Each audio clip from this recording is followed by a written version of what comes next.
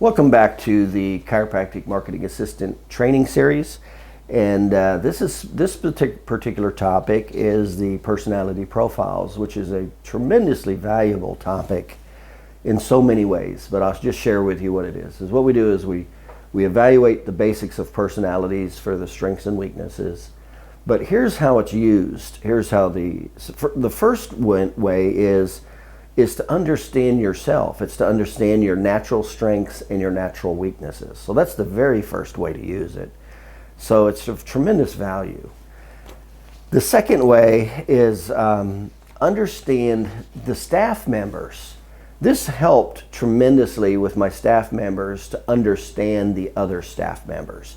So the communication among staff members significantly increased once we did this, and everybody understood each other's personalities and their strengths and weaknesses. So it was a tremendous benefit as opposed to not understanding and then creating conflict.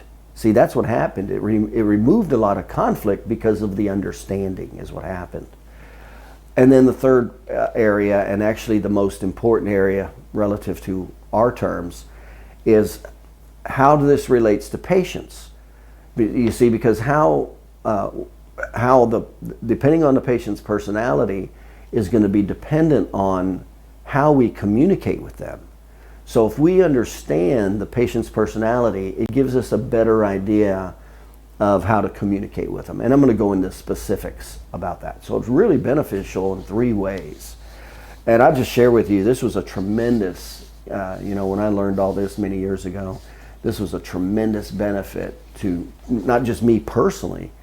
It helped in my personal life. It helped me communicate and interact with team members. And of course, it definitely helped with patients. I mean, I was able to significantly increase my ability to communicate with patients because I understood them more, because I understood their personality. So let's go into that. Now, the personality profile that we use is called the DISC profile. Now there's, the oldest one that's best known is the Briggs-Myers personality profile. The DISC profile is kind of a newer one that I like it because it's much more specific. So we use the DISC profile. Okay, it's called DISC, D-I-S-C. So here you can see on the whiteboard here, DISC profile. Now, let's go through some of the characteristics here that we're going to be dealing with. So the Briggs-Myers identifies 16 different personality characteristics that we all have to some degree. And the DISC profile does a much better job narrowing it. So it kind of will go into four main categories. So it really does simplify it too. But I found it just to be much easier to understand, much easier, as far as simplification. So having said that, we've got to get familiar with the terms. So what does DISC profile mean? Now remember, why are we using this? We're using it to understand ourselves, understand the doctors and the staff, and definitely how to communicate with the patients better. So that's why this is very valuable. So what does the DISC stand for? The DISC. So the D is dominance, dominant personality. The I is influence. The S is steadiness, and the C is conscious. Okay. So that's what the DISC, D-I-S-C stands for. Dominance, influence, steadiness, consciousness. Okay. Now there's a couple mnemonics that we want to know relative to this, and it kind of makes it easier to understand. Now, be familiar with the change in words, because a lot of times I won't use these words, I'll use the other words. Here's the corresponding words you need to be familiar with. So dominance is also choleric personality. So a choleric personality means the same thing as dominance. Influence is the same thing as sanguine. Steadiness is the same as phlegmatic. And conscious is the same as melancholy. Okay. All right. So having said that, let's get a few basics out of the way here. First of all, is does everybody has a combination of these traits to some degree, okay? Most people aren't predominantly real strong in one category. I mean, it's only maybe 10% of the population that's like really strong in one of these categories. So we all have them, all of these characteristics we're going to go over here in just a second. We all have them to some degree. But typically there's a preponderance, and we call those primary and secondary.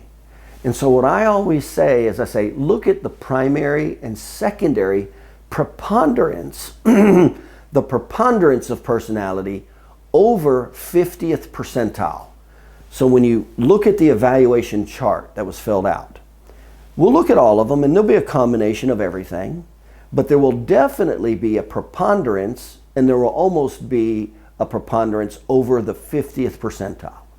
So even if it's not the 50th percentile, I'll look at the first and second one. So the first one might be, up high. The second characteristic might be, 45th percentile, not 50th or above. But it's the second one, so I'll look at it.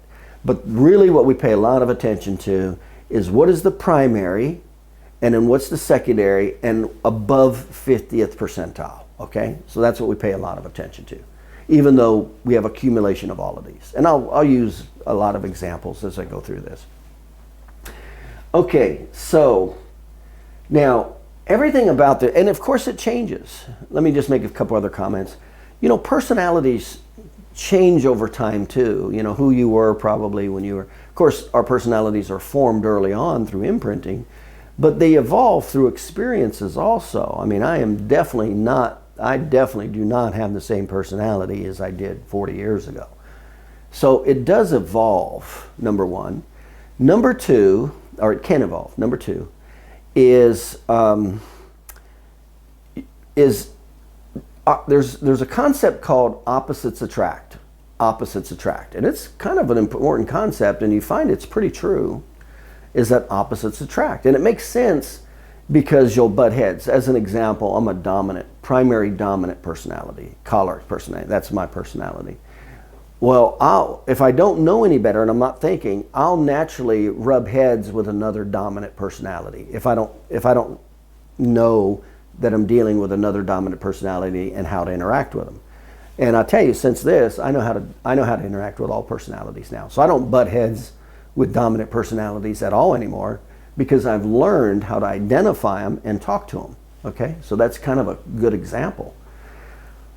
So typically opposites attract. Now the reason I'll say that is when we're dealing with patients, you may have a dominant personality patient, and we can assume that their opposite will be, or their spouse or significant other will be the opposite. Okay, so that'll play a pretty important role as we move along here.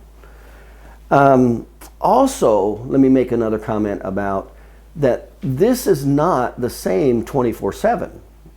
In other words, who you are, your predominant personality at work could be very different than at home. And that's very true with me. And I'll use myself as an example for a lot of these things. That's very true with me. At work, I'm a very dominant personality, but socially, I'm very passive socially. So it's not, it's not black or white per se, but it's a very, very good outline, so to speak. It's unbelievably accurate, to be honest with you. So these are some of the major characteristics. You'll have a combination of them. Overwhelmingly, most people will have one or two that stick out primarily. Very few percentage of the population has one trait that is like really dominant.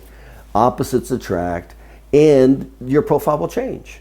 It'll change. And I've seen that even with staff members. They'll have a certain personality at work, yet their role when they go home is very different. I've seen that a lot also. Their personality changes, just like mine does, okay? So it depends on the circumstances, what brings it out in you, okay? All right, so having said that, let's walk through some of these personality traits here, okay?